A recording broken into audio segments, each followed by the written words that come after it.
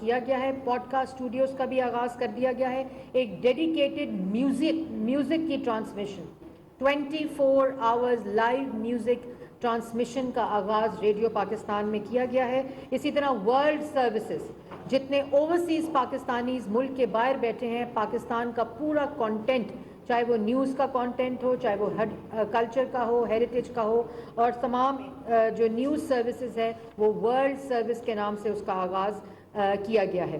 اسی طرح جو FM 101 ہے اس کے 25 سال مکمل ہونے کو آئے ہیں، اور وہ ہم انشاءاللہ اس کی جلدی سیریمنی کریں گے. اس کا پورا ریوائول اور کس طرح اس کی مونیٹائزیشن کی جا سکتی ہے، کس طرح اس کی اسپانسرشپ، کس طرح وہ فائنینشلی وائبل کیے جا سکتے ہیں، وہ ان کی ٹرانسمیشن کا آغاز کیا گیا ہے. نیوز بلیٹن نیشنل کے نام سے ایک اسٹوڈیو ہے، اس کا آغاز، اور سب سے اہم ترین آج 12 اسٹوڈیوز کا جو میں دیکھنے آئی تھی کہ ان کی ٹرانسمیشن جو ٹرائل ٹرانسمیشن چل رہی تھی وہ کمپلیٹلی مکمل طور پر ایفیشینٹ اور ورلڈ کلاس لیول پر آ چکی ہے. صوت القرآن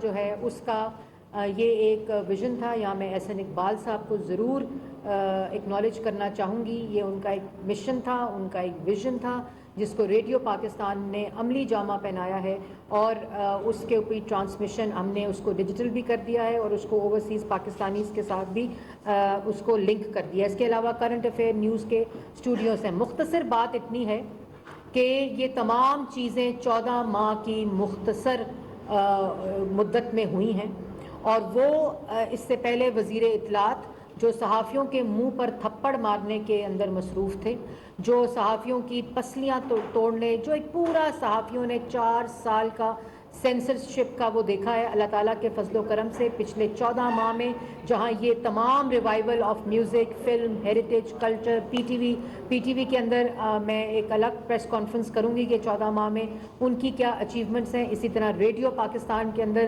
سنیماز کا قیام ہے، ریسرچ سیلز کا قیام ہے. ان تمام اسٹوڈیوز کو یونیورسٹیز کے لیے اوپن کیا جائے گا تاکہ ریڈیو پاکستان وہی پلیٹ فارمز نوجوانوں کو پرووائڈ کرے کہ وہ اپنے اسکل کا، اپنے اندر جو صلاحیت ہے، جو کیپیسٹی ہے، اس کا بھرپور استعمال کرتے ہوئے وہ آج جو ہم سلور اسکرین کے اوپر، آج جو ہم براڈ کاسٹنگ کے اندر، میوزک کے اندر بڑے بڑے چہرے دیکھتے ہیں، وہ ریڈیو پاکستان اور پاکستان ٹیلی ویژن کی پیداوار ہیں. اور یہی وہ مقصد ہے، اس کا ریوائول ہے. P T V academy, radio Pakistan کی اکیڈمی، اور اسی طرح انفارمیشن سروسز اکیڈمی کو بھی انٹیگریٹ کر کے ایک سمر پروگرام یونیورسٹی اسٹوڈنٹس کے لیے سٹارٹ کیا جا رہا ہے. تو آپ جھوٹ بول سکتے ہیں، نفرت پھیلا سکتے ہیں، سازش کر سکتے ہیں، منفی پروپیگنڈا کر سکتے ہیں، ان ریاستی اداروں کو اپنے سیاسی مقاصد کے لیے استعمال کر سکتے ہیں، ملک کو ٹکڑے ٹکڑے کرنے کی بات کر سکتے ہیں. آج موصوف فرما رہے تھے کہ اگر ہم IMF کی حمایت نہ کرتے اور اگر ہم ساتھ نہ دیتے تو IMF نہ مانتا اور ملک ڈیفالٹ کر جاتا. یہ ذہنی کیفیت ہے.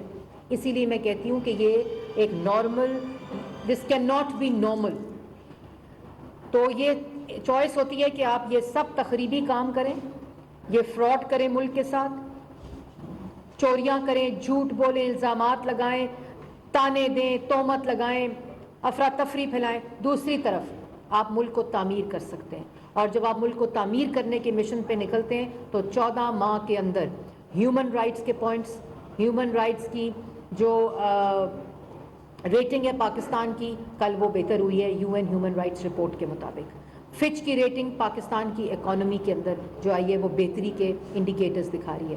IMF پروگرام جو سسپینڈڈ تھا، وائلیٹڈ تھا، خلاف ورزی ہوئی بھی تھی، ملک کو ڈیفالٹ کے دہانے پر چھوڑ کر گئے تھے اور روز کہتے تھے ملک سری لنکا بنے گا. اللہ تعالیٰ کے فضل و کرم سے اس کو ڈیفالٹ سے نکال کر معیشت کو استحکام دیا ہے. آج انشاءاللہ سٹاف لیول اگریمنٹ کی میٹنگ ہے بورڈ میں. اللہ تعالیٰ سے دعا گو ہیں کہ یہ IMF کے لیے دعا گو نہیں ہے، یہ ملک کی معیشت کے استحکام کے لیے دعا گو ہیں. اور مجھے امید ہے کہ اسی طرح آپ کے پاس چوائس ہو تو آپ فیٹف کی گریڈ لسٹ سے نکل جاتے ہیں، فچ کی ریٹنگ بہتر ہوئی، ہیومن رائٹس کی ریٹنگ بہتر ہوئی، فریڈم آف ایکسپریشن کے انڈیکس سائٹ 7 پوائنٹ بہتر ہوا. تو کیا وجہ ہے؟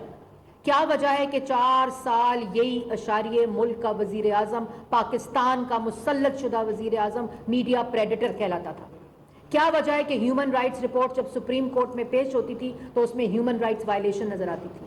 کیا وجہ ہے کہ اکنامک جو پاکستان کی اکانومی ہے اس کو تباہ کر کے ڈیفالٹ کے دہانے پر چھوڑ کے آئے؟ وجہ صرف یہ تھی کہ ویژن مختلف تھا، مشن مختلف تھا. اب ایک تعمیری ویژن ہے جس کے تمام جو نتائج ہیں وہ آج ریڈیو پاکستان میں دیکھنے کو آ رہے ہیں، پاکستان ٹیلی ویژن میں دیکھنے کو آ رہے ہیں، پاکستان کی اکانومی میں دیکھنے کو آ رہے ہیں. اور ہم بہت جلد آپ کو خوشخبری سنائیں گے کہ ریڈیو پاکستان کا سارا آرکائیو پاکستان کی عوام کے لیے پاکستان کے اندر اور پاکستان کے باہر ڈیجیٹائز کر لیا گیا ہے، اور اس کو آپ کے ٹیلی فونز کے اوپر جو باہر پاکستانی بیٹھے ہیں، جو پاکستان کے اندر بیٹھے ہیں، آپ کو اپنے فون کے اوپر اس سارے کانٹینٹ کو مہیا کیا جائے گا. اور یہ تمام وہ چیزیں ہیں جن کو مکمل کر لیا گیا ہے.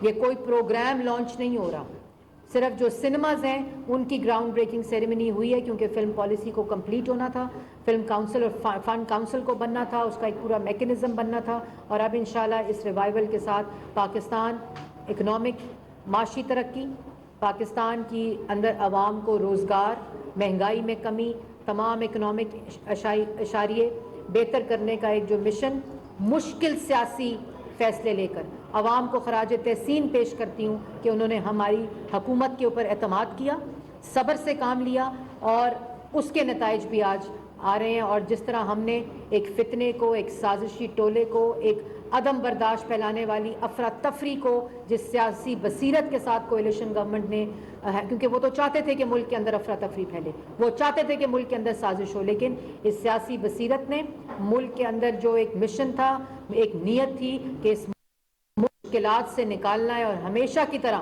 دوبارہ ترقی کی راہ پہ ڈالنا ہے، اس کو مکمل کیا گیا ہے. سلام اللہ صاحب، حاجی سلام اللہ صاحب. میڈم ایک تو بہت مبارکباد آپ کو، میڈم آپ نیشنل براڈ کاسٹر ہے ریڈیو اور ضروری نہیں ہے کہ مکمل کمرشل بنیادوں پہ چلے. دنیا میں بی بی سی ہے یا کوئی اور بھی ہے، وہاں بھی اسٹیٹ ان کو اسپانسر بھی کرتی ہے، مدد بھی کرتی ہے.